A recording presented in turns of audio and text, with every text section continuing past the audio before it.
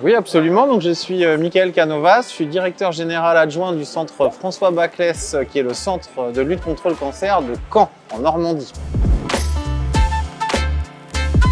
Alors, ce que je fais dans ce centre, il y a plusieurs manières de présenter le rôle de DGA. Le DGA adjoint, c'est plutôt un gestionnaire, normalement, des finances, des ressources humaines, etc.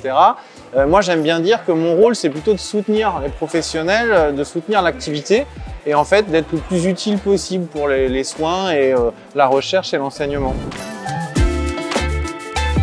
D'abord, je ne suis jamais venu encore au Canada ni au Québec et ça fait des années que j'entends parler du fait qu'ils accordent une place un peu particulière aux patients, un peu plus importante qu'ailleurs. Et dans l'ADN des centres de lutte contre le cancer, on a cette volonté, nous, en tout cas, c'est un axe stratégique pour nous, d'accorder une place aux patients, de leur donner une parole, de les intégrer dans nos processus décisionnels. Yeah.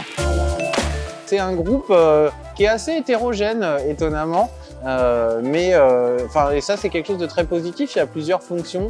Bon, moi je prends beaucoup de plaisir d'être comme ça, de partager ce séjour avec des DG, des DGA, des directeurs des soins, etc., une patiente partenaire, une chef de projet, parce que ça permet aussi de partager nos préoccupations, ça fait du bien. C'est un moment aussi très convivial, hein. Unicancer, c'est quand même un réseau qui est assez chaleureux.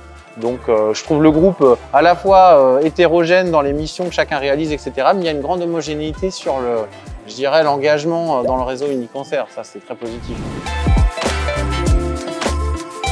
Ce que je vais ramener de ce voyage, c'est quand même une fierté de ce qu'on fait, parce que quand on voit ce que fait le Québec, il n'y a pas à rougir. Les centres de lutte contre le cancer, c'est des structures extraordinaires aussi, et qui justement ont tout intérêt à mettre en commun, je pense, avec le Québec, tout un tas de bonnes idées, et puis pourquoi pas de bâtir des projets communs, ça peut être un point très intéressant à l'avenir.